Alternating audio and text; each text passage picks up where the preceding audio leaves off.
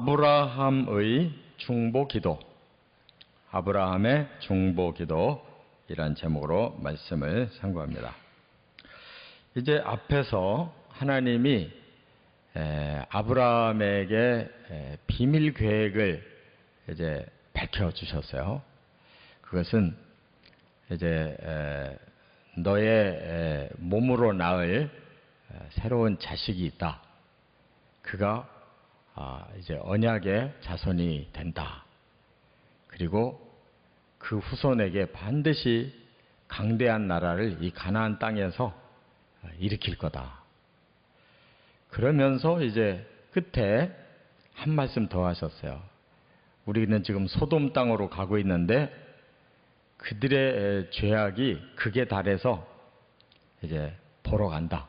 말하자면 그들을 살펴보고 용서할 것인지 아니면 심판할 것인지를 결정할 거다. 이 말씀을 이제 하셨는데 그 말씀을 끝으로 이제 두 천사는 소돔으로 떠나고 아브라함은 이제 하나님하고 대화가 시작됩니다. 그러니까 멀리 이 소돔 땅이 보이는 그 헤브론 땅의 언덕에 서서 이제 하나님과 아브라함이 소돔 땅을 보면서 대화를 나누는 거예요. 근데 이 대화라기보다는 아브라함의 중보기도예요. 왜? 그 소돔 땅에 지금 자기 조카 롯이 살고 있거든요. 그 땅이 너무 죄악이 커서 이제 심판할지 모른다는 말을 들으니까 자기 조카 롯 생각이 나잖아요. 그 조카가 멀리 그 갈대아 우르에서 또 하란에서 이 가나안 땅으로 계속 자기를 따라왔잖아요. 그러다 둘 다 부자가 되니까 이제 갈라서게 됐는데 역시 그 땅에서 가까이 사는 가족은 롯밖에 없어요. 피를 나눈 가족이 롯밖에 없어요. 근데 그 롯이 살고 있는 성이 망할 수가 있다는 말을 듣고 가만히 있을 수가 없잖아요. 그래서 이제 중보기도를 하고 결국 롯을 살려냅니다. 그러니까 응답을 받은 거예요. 그러니까 아브라함의 중보기도가 바른 중보기도다 하는 거죠. 하나님 응답하실 수 있는 그 멸망 중에도 롯과 가족은 구원받았으니까 전적으로 이 아브라함 중보기도 덕택에 이 롯이 살아난 거예요. 그렇다면 우리도 바로 그 중보기도라는 것이 얼마나 중요한가 하는 걸 알 수 있잖아요. 근데 중보기도를 어떻게 해야만 이런 좋은 응답을 받느냐. 이제 이 중보기도의 원리를 깨닫는 것입니다. 그래서 세 가지가 있어요. 세 가지 원리로 기도하자는 거예요. 첫째, 22절부터 25절에 보면 구령의 기도, 구령의 기도를 해야 된다는 거예요. 구령이라는 말은 이 구자는 건질 구자예요. 령자는 신령령자. 그러니까 영혼을 건지는 기도, 사람을 구원시키는 기도, 이런 기도가 진정한 중보기도라는 거죠. 우리가 뭐 일방적으로 편협되게 나하고 뭔가 관계가 있고 할 때는 무조건 그 편을 들어서 뭐 이렇게 복 주시고 저렇게 뭐 해주시고 이런 기복적인 기도가 아니고 이것은 정말 영혼을 불쌍히 여기고 영혼을 하나님 앞에 의뢰하고 구원시키고 싶은 마음으로 기도하는 거. 이게 진짜 중보기도예요. 근데 우리의 기도를 좀 잘 분석해 볼 필요가 있어요. 과연 우리 기도 내용이 뭘 기도하고 있나?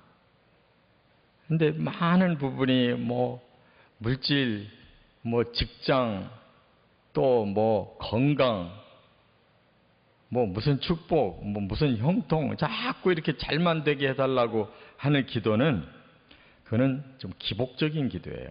그거는 미신 믿는 사람들이 더 잘하고 다른 종교 가진 사람이 더 잘해 그런 거예요. 그러니까 우리가 많은 시간을 투자해서 기도해야 될 중요한 내용 중에는 바로 사람 살리는 일이 중요하다 그 말이에요. 그래서 정말 우리 주변에 믿지 않는 사람들 너무 많잖아요.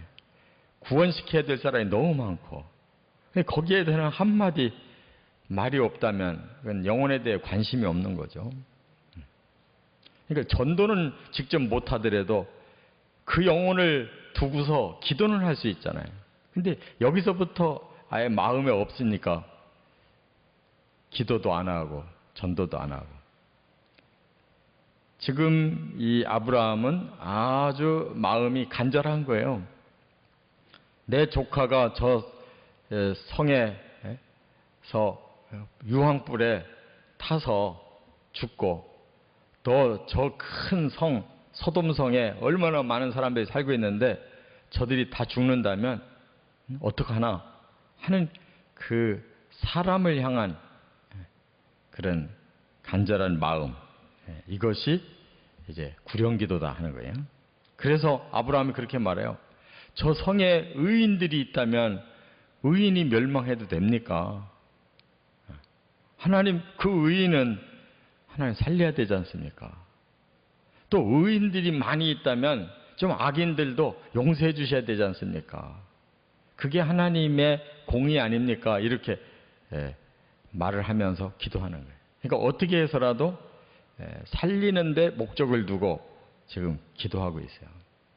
그래서 의인은 당연히 살아야 되고 악인은 용서해서 살려야 되고 그게 하나님의 정의로움이 아닙니까? 살리는 게 하나님이 원하는 거 아닙니까? 이렇게 하나님의 마음을 확 꿰뚫고 있어요. 하나님이 사람 더 살리고 싶죠. 하나님이 왜 심판하려고 하겠어요? 하도 악하니까 그 악이 전염되지 않도록 거기를 멸망시키고, 지금 거기가 가나안 땅이잖아요. 가나안 땅에서 정말 하나님의 나라를 건설하려고 하는데 한편 옆에서 그렇게 악이 너무 강하게 치고 올라오면 어떻게 되겠어요? 그러니까 가나안 땅에 하나님의 나라를 세우는데 너무 방해가 되는 그런 악의 그 화신 같은 곳, 그것을 없애려고 하는 거예요. 그러니까 하나님은 심판이 목적이 아니라 구원이 목적이에요. 하나님의 새로운 나라를 목적으로 하신다 그 말이에요. 자, 두 번째, 끈기 있는 기도. 여기 6절에나 나타나요. 6번이나 24절, 28절, 29절, 30절, 31절, 32절 계속 기도를 6차례 하고 있는데 그게 뭐냐? 바로 어떻게 해서라도 살리고 싶어서 의인이 50명이 있는데 하나님 그 성을 멸하시겠습니까? 50명만 있으면 그 성 멸하지 않겠다. 살리겠다는 거예요. 그러니까 아브라함이 50명까지는 이제 확보가 이미 됐어요. 그런데 만약에 모자라면 어떡하나? 50명이 안 되면 어떡하나? 하는 걱정이 되는 거예요. 그래서 45명이 있다면 어떡하시겠습니까? 45명도 내가 그 성을 용서한다는 거예요. 그러니까 아브라함이 이제 계속 줄어드는 거예요. 왜냐하면 어떻게 해서라도 수를 낮춰서라도 더 많이 이제 보장을 받아야 되니까. 그래서 40명이라면 또 그 다음에 30명이라면 20명이라면 10명이라면 여기까지 내려간 거예요. 그러니까 10명만 있어도 내가 이 성을 용서해 주겠다 그랬어요. 그러니까 의인도 살고 의인이 당연히 살고 거기에 악인까지도 덩달아 사는 거예요. 용서해 준다는 거예요. 10명까지 확보를 하고 이제 끝내잖아요. 근데 사실 그 큰 성에 10명은 있지 않겠어요? 의로운 사람 10명. 근데 용서 안 하고 하나님 유황불로 심판해버린 건 무슨 말씀이에요? 10명도 안 된다는 거예요. 그러니까 사실은 로또 시원찮잖아요. 로또. 그러니까 하나도 없다는 뜻이에요. 의인이 하나도 없어요. 그래서 심판할 수밖에 없었다. 10명이라도 있으면 그 의인 10명을 위해서 나머지 악한 자들도 용서하려고 하신 하나님. 그렇게라도 좀 할 수만 있으면 가능한 대로 살리고 싶어서 끈기 있게 기도하는 아브라함. 다 마음이 같은 거예요. 하나님 마음이나 아브라함 마음이나. 그러니까 서로 내려가도 다 살리려고 하는데 똑같이 중심을 두고 있잖아요. 그게 하나님 마음이고 그게 아브라함 마음이고 그게 우리 마음이 돼야 된다. 그 말이에요. 하나님은 긍휼의 하나님이십니다. 그렇기 때문에 50이 아니라 10명만 있더라도 다 그 악인들까지도 용서하고 싶으신 하나님. 그러니까 얼마나 사람을 향해서 불쌍히 여기고 이해를 해주고 어떻게 해서라도 살리고 싶어 하는 마음. 그 하나님 마음과 아브라함 마음과 우리 마음이 같아야 될 줄 믿습니다. 끝으로 세 번째는 또 하나 아주 기도 원리가 중요한 게 있어요. 겸손한 기도. 끈기도 있으면서 하나님을 노하지 않게 계속 6차례나 하나님께 10명까지 내려가도록 요청하는 기도가 이게 겸손이 없이는 안 되죠.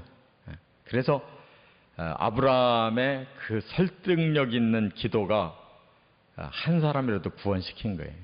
롯의 가족을 구원시켰어요. 겸손한 기도. 여기 보면 27절, 30절, 31절, 32절에서 그 겸손한 그 언어가 여기 표현되는데 27절에는 뭐라고 그랬어요? 나는 티끌이나 재 같은 사람이지만 감히 하나님께 말씀드립니다. 하고 자기를 티끌과 재라고 이렇게 표현했어요. 이게 티끌이라는 말이 뭐 먼지라는 뜻이에요. 먼지. 이 아파르라고 그러는데 이 고백이 정확한 고백이에요. 우리 사람이 죽으면 다 원소로 산화가 되면 먼지가 되는 거예요. 우리 오늘날에는 이제 또 화장을 다 하잖아요. 사람이 죽으면 화장하잖아요. 그럼 재가 돼요. 그걸 보고 에페르라고 그러는데 우리는 한 줌의 재예요. 죽고 나서 다 남은 거 수거하면 한 줌의 재로 남는 거예요. 그러니까 아브라함의 표현은 사실은 뭐 겸손이 아니라 사실을 얘기한 거예요. 우리는 티끌과 같고 우리는 재와 같습니다. 그러나 그 정도 알고 고백만 해도 하나님은 엄청나게 기뻐하셔요. 이건 겸손도 아닌데 사실을 말한 건데도 너무 겸손하게 봐요. 왜냐하면 그런 사람도 없으니까. 다 사람은 자기를 뻥튀기 해서 너무 자기를 높이고 지나치게 자기를 존귀하게 여기다 보니까 하나님이 마음이 아프신 거예요. 조금만 낮아지고 자기 자신 정체만 알아도 하나님은 귀하게 여기시. 또 30절에 보니까 이렇게 계속 나가면 네 번째로 나갈 때부터는 하나님 화내실 것 같은 거예요. 그래서 30절에 그 30명으로 내려갈 때 뭐라고 하냐면 하나님 노하지 마시옵소서 그랬어요. 그렇잖아요. 사람이 한 번, 두 번 양보할 수 있지만 세 번까지 양보하고 나면 이제 더 이상 양보 안 해. 지금 네 번째 양보를 요구하는 거예요. 50명에서 45명에서 40명까지 내려갔는데 그만하면 끝내야 되잖아요. 한 번 더 하는 거예요, 지금. 30명으로. 그러니까 아브라함이 생각해도 하나님 화나실 것 같아. 자기 스스로도 이렇게 계속 요구하면 누가 자기한테 요구한다고 화날 것 같아. 스스로 느끼는 거예요. 하나님 화나실 것 같아. 그래서 하나님 노하지 마시고 한 말씀 더 드리겠습니다. 이게 겸손인 거죠. 상대방의 마음을 다 알고 거기에 자신을 굽히는 게 이게 겸손이에요. 그 다음에 31절에 이제 한 번 더 해야 되는 거예요. 20명이라고 내려야 되는 거예요. 그러니까 뭐라고 표현해? 감히 한 말씀 더 하겠다는 거예요. 그러니까 감이라는 말은 이 하나님 앞에 이미 도가 넘었다는 것 제가 알지만 그래도 영혼을 구원해야 되니까 비록 제가 그럴 만한 자격도 없는 사람이지만 하나님이 노하신다 할지라도 저는 한마디 해야 되겠습니다. 이렇게 나가고 있어요. 그 다음에 이제 마지막으로 10명까지 내려야 되는데 여기가 마지막 하한선이잖아요. 마지막 마지노선을 어떻게 그가 하나님께 구해요? 여기 보니까 노하지 마십시오 해놓고 2번만 그랬어요. 그러니까 한 번만 기회를 더 달라는데 어떻게 해? 참 끈질기고도 겸손한 기도죠. 50명에서 10명까지 내려가는데 마지막 이 10명까지만 자기가 하나님께 아뢰겠다는 거예요. 2번만. 이렇게 아브라함이 기도할 때 하나님이 다 끝까지 들으셨고 10명만 있어도 내가 용서하겠다. 이 성을 용서하겠다 그랬어요. 10명만 있어도 그 성이 살아나는 거예요. 그 우글거리는 악인들도 다 살리겠대요. 근데 지금 이 세상이 그 10명도 없어서 심판받는 거예요. 이와 같이 이 카일 델리치라고 하는 유명한 원어 주석가가 이 단어를 보고 뭐라고 표현했냐면 신앙적 파렴치다 그랬어요. 신앙적 파렴치. 그냥 파렴치 하면 그건 우리가 봐줄 수가 없어요. 그러나 신앙적인 사람 살리려고 하는 파렴치 2번만이라고 6번이나 말하면서 그 마지막 한마디를 던지는 그의 마음을 하나님이 보셨다는 거죠. 신앙적 파렴치. 이렇게라도 매달려서 살리고 싶어하는 그 마음을 하나님 받으셨다. 그 말에는. 이처럼 중보기도가 쉬운 게 아닙니다. 나가 아닌 타인을 위한 기도예요. 더구나 그 사람을 구원시키고 싶은 기도예요. 이건 보통 마음으로 못하는 거예요. 그리고 끈질기게 가능할 만큼 계속 구하는 거. 그리고 나를 철저히 낮춰서 하나님을 최대한 높여드리면서 그것을 응답받기까지 매달려야 되는 이 겸손함. 이것이 중보기도고 바로 아브라함이 받은 응답의 원리라는 거. 우리도 이와 같은 중보기도를 많이 해나가시기를 주의 이름으로 축원합니다.